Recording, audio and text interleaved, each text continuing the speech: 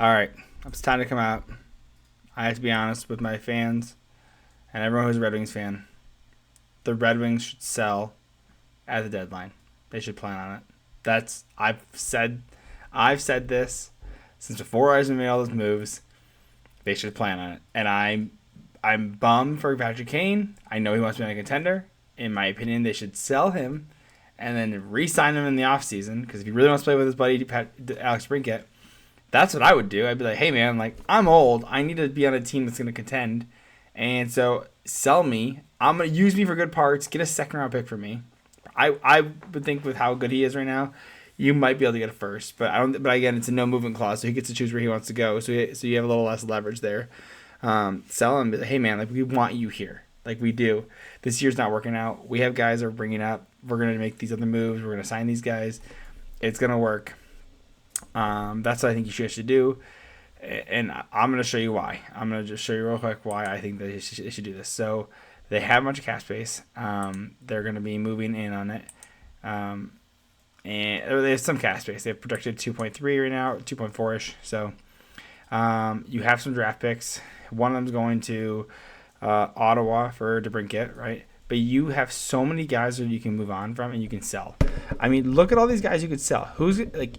Think about this. Think about all the picks you can get and all the assets you can get, and this is with the understanding that you're going to pick up Patrick Kane, and you're going to take some of these assets and you're going to do an Alex DeBrincat move in the offseason. You're going to pick up a Kyle Connor, Clayton Keller, Elias Pettersson. You're gonna be trading major assets, major prospects, and you're going to get some of these guys up in here. So. But again, you look at the team that you have here that you can rebuild with. So, to me, David Braun, you sell. I mean, he's going to get you for sure a second-round pick, in my opinion. Fabry, you can keep. He's a good depth guy, and $4 million, maybe a little. I mean, he puts out when he's healthy. He puts out. Patrick Kane, again, probably a good second-round pick. Hopefully, maybe a first. Again, I'm working on. I think trading. I think. At least a third round pick for these guys, right? I think seconds is probably more likely. I'd say Daniel Sprong. If you don't want to re-sign him, I think he's a good depth guy. Sign him for like maybe $2.5 million for 3 years. I think you try to re-sign Daniel Sprong. I'm okay letting him go though. I really like his effort though. I do like his effort a lot. Raz, I think there's discussions about signing him. Maybe like a 2.5. For like 6 years or $3 million for 5 years, something like that. Christian, I would be okay keeping Rasmussen, but honestly, if you let him go and you sell him, I'm okay with that too. Christian Fisher, because you can find guys like Rasmussen. He's probably a good guy. He's homegrown, right? You might have to, and the only reason I would say keep him is because you probably have to pay more for a free agent to come here, more years and more dollars. So if you're gonna have to do that, just keep Rasmussen. Christian Fisher. I like him. I think he's great. If you can keep him around this number, like 1.5 for another 2 or 3 years, I'd keep him there. I'm not saying long-term contracts here, right? But or if you can get something for Christian Fisher, like you can get like a fourth round pick, I'd say. Sell him, easy, gone. You're gonna be extending with Lucas Raymond, Veleno. I would keep. I think he's a good center. I think centers are harder to come by, so I would definitely keep him. So re-sign him. Asterisk is gone. So for me, you're going to be selling Perron, selling Kane. Again, you can sell Sprong. I'm okay with that. And sell Christian Fisher. 4 spots gone, by the way. That's Soderblom. So you're bringing up rookies at this point. And I'm not saying you shouldn't go for the playoffs. I think you should sell and go for the playoffs. Anyways, right? Bring up Berggren. You clear up a spot for him. Then you bring up Soderblom. He played a ton last year. Then you bring up, who else do you want to bring up? You can bring up Casper. Give him a little bit of time up here, right? Austin Zarnik has played so well, and he was an AHL guy. He's a fringe NHL guy, but he's like more of an AHL guy. He's played so well when he's up here. So that's 13 forwards, right? So now you've sold 4 of them. You sold Sprong, you've sold Kane, you sold Perron, you've sold Fisher. Those 4, right? So now you're down to 9. Then you bring up, again, Soderblom, Berggren, Zarnik. There you go. All right, cool. I'm okay with this. I mean, there's a bunch of other grandpa's guys you can bring up. Casper, let him get looks. Let him get looks up in here. And then switch out Casper and Austin Zarnik, and just get Casper into the game, in the practices, right? He can be a scratch a bunch of times, but that's okay because you're getting him. You don't want to break his. You don't want to slide his ELC, so you just kind of rotate him. There you go, sold there. Okay. And at there, I would re-sign Gossespear. I really like Gossespear. Great effort, great production. A little old, right? He's probably gonna want something like 4.5 over 4 years. You could give it to him. That's debatable. I don't love it, but Olimata, I don't know if you're gonna keep him at this rate. And I don't know if you're gonna be able to sell on defense. If you can't keep Gossespear, and he wants too much term, you sell. You get a good second round pick for him. Wallman, you're gonna keep. You gotta keep Justin Hall now. I think at this point you're gonna just sell on Gossespear and you're gonna bring up Edvinson. So, but again, Alfredo Johansson is definitely an opportunity right there. And in the offseason, you buy out Jeff Petrie. You might even buy out Ben Sherratt. I don't know. He's definitely played a lot better. But you buy out Jeff Petrie and you bring up Alfred Johansson, and I'm okay with that. That's great right there. So you've moved on a couple right there. So you get to test some of these younger guys, and you get to bring them up and get the NHL experience.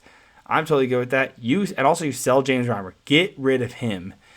Sell him for a 7th. I'm okay. I don't want him anymore. He's not playing well. He's 35 plus. You probably get more than 7th. The goalie market's really hot. That's why they still have him. You probably get like a 5th or 4th from him. But sell him. I've loved the Alex Lyon deal since the start. $900,000 for 2 years. Sold. Done. Sold. Love that. I keep Klim Clausen. I like him too. Oh, there's a guy when he comes back and healthy. I give you 12 forwards with Austin Zarnik, Soderblom, and Berggren. Okay, you got Klim Clausen right there. And Matt Luff, he's gonna go down. He's not a big deal. He's an AHLer. And Husso, you're set. I don't know what the big deal is. So sell off on these guys. Buy out some if you need to. I mean, the Jakub Vrana, he's gone after this next year. A dead cap. I mean, I don't know. Like, this doesn't seem hard to me. It doesn't seem hard. And also, like, the production is good. It's not amazing. It's good, but it's not amazing, right? So we're looking at guys right here. Zoom in real quick. So DeBrincat, playing awesome. Exactly what you wanted. 38 points in 37 games. Sold. Done. Great. Amazing. What is Comfort doing on the first line? I don't know. A little expensive. Playing well. I think I'd like a little more production out of him, but he's playing well for a second line center. Again, a little pricey, a little long. But again, this is one of those things that Eisenman's going to be rolling cap. So, but again, he's not producing like you wanted to. You need a little more production. You need excellent JT Comfort. You're getting good JT Comfort right now. And so you got Kane. I mean, Kane's playing phenomenal. After a hip resurfacing, he's playing way better than you would expect. And which is why I think you should flip him and get him back. And let him know, hey, we want you back. We'll sign you for whatever you need. Do you need 4 by 3 years? Whatever you need. The risk is worth the reward at this point. You're seeing it right now. He's playing phenomenally. Dave Perron, again, sell him. 14 points in 31 games. Get out of here. I know you're suspended. I don't care. Produce better. You're producing under a half point per game. I'm not happy with him. Sorry. I know he's a leader and everything. I'm just not happy with him right now. Larkin. I actually thought Larkin might with Kane or with the DeBrincat. I actually said that he might be a 100-point guy this year. I don't think it's gonna happen this year. The team just isn't playing well. To me, I had them being 7th in the division right now. So since this is before the season, I had them at 7th, right? I had Buffalo and Ottawa being better than them. Buffalo might catch up. Ottawa's doing better since their coaching change, but it's not great, right? But Montreal is doing better than the Red Wings right now. And Red Wings are 5th right now in the division. So what's happening here, guys? And so I mean, I think Montreal might have dropped a little bit, but hey, honey. And then Raymond's playing well. I like Raymond. He's doing well. Again, Larkin's playing a point per game. I'm not mad at that. Raymond's heating up. 11 goals. He's hit double digits now. Playing at a better pace than last year, which is good. We want to see that progression from him. We want to see that probably around 60 points. I'd love to see that for Raymond. I think it'd be a great improvement. I actually want to see more. I want to see more closer to 65. But again, Kopp, 17 points, 37 games. What are we doing with Kopp? I didn't like the deal when they signed it either. Again, another one that was too long for a guy who's just not a great performer. He's a two-way guy. I need dynamic. I don't need a two-way guy. I need a dynamic forward. I need a Kyle Connor, a someone big. Swing for the goddamn fences. Because it is frustrating right now. Christian Fischer, good at the PK, like him. Again, a lot of these guys, I mean, look, guys are performing. Gosper playing well. Sherrod's playing better. Wallman, 9 goals. Get the fuck out of here, man. Love that shit. Sider has already hit his goal pace from last year. 22 points. Again, I like this. I mean, these guys are getting a ton of minutes, too. These guys are getting, Sider's getting 22 minutes a game. I mean, he's playing the most of all players on the Red Wings. Mata, again, I'm kind of, I don't need him. You can trade him. You can sell him at deadline. You can flip him for something. Say, hey, do a cap exchange. Or buy him out at the end of the year. Like I just, there's so many. It's such a mediocre team, and that's my biggest issue. There was some great signings that I really liked. I didn't like the Hall deal. I was like, Christian Fischer, who? Let's see. Perron, I keep. I mean, like I said, I liked him when we signed him originally. Kane, I liked. Sprong was like, all right, that's cool. I like that for the deal. I like that. Didn't like Sherrod. Didn't like Hall. And I'm mad at Eisenman. I'm not wearing my Eisenman jersey. I'm wearing my Raymond jersey right now. But I'm mad at him. I like the Line deal. I like the Husso deal. Reimer it's a 1-year contract, so it's actually working out now because they needed him, right? So I'm okay. I'm not mad about that. I love the Clem Costin. That was great. I love that pickup. That was a great trade. You did have to buy out Kyler Yamamoto, but it didn't cost you that much in cap hit. Petrie, that was dumb as shit. I did say when it did happen, as I said, hey, it is an upgrade from Gustav Lundqvist. Gustav Lindstrom. Goodness gracious. Gustav Lindstrom was an upgrade. But it doesn't solve anything. It just creates a backlog for Edmonton and Alfred Johansson. So, can you stop signing and trading for mediocre players? I need a goddamn another Alex DeBrincat. I need you to swing for the goddamn fences because there's no one that has the dynamicism in the prospect pool that you need to perform. If you want to be a playoff performer, get playoff performers, get people who have been there, done that. And I understand you have Perron, he's got a cup. You have, I think Fabry has a cup. Clearly Kane has a cup. JT Compher has a cup. Right? You're getting these playoff pedigree guys, but you need the playoff performers, right? I think maybe that's Eisenman's plan is that, hey, create this locker room of playoff guys. But I need performers, guys that can put out like everyone wants them to in Hockey Town. Don't half-ass this. That's my issue with him signing all these free agents is he half-assed this. And so I disagree. He signed 10 free agents, and he traded for another one, so 11. Traded for DeBrincat, and moved out Kubalik. Moved out Kubalik, a roster player, right? I really liked the DeBrincat deal. I thought it was a great deal. Worth it completely. Great cap hit. But to me, you're half-assing this. You're half-assing this, Eisenman. And don't tell me there's not a deal out there. You're willing to pay prices. You have plenty of prospects, and you have Casper, you have Danielson, who's looking phenomenal, right? Evanson, Johansson. I mean, the AHL is full of guys there's good prospects there. And if Bergeron's not happy, and I understand why Bergeron's not happy, he should be in the NHL. He played 56 games last year. Why isn't he up now? 56-ish, right? He should be up now. But because you bought so many goddamn people, you need to make a spot for him. You need to find a reason to get Evanson up because the defense looks like shit. And you need to find a reason to bring Bergeron up because the forwards are looking like shit. So get your shit together. So that is more of a rant on the Red Wings, I guess, than it is just that they need to sell the deadline. But let me know what your thoughts are because I think I'm right here. I just think I'm right. I think there's no reason why the Red Wings should be trying to go for playoffs. To me, it would be stupid. People are like, because to me, they're gonna try and go. If you want to try, trade a 4th round pick for someone to fill in a spot. Trade upwards of a third round pick. Do not trade a second round pick. You trade 1 third round pick, I'm okay. Trade more than that, you're trying too hard to get a result that you're not going to get. You're trying to, I heard a funny phrase. It said you're trying to ride 2 horses with 1 ass. And I thought that was hilarious on the Wingwheel podcast. It was Lars Thorell. He did a great job of that.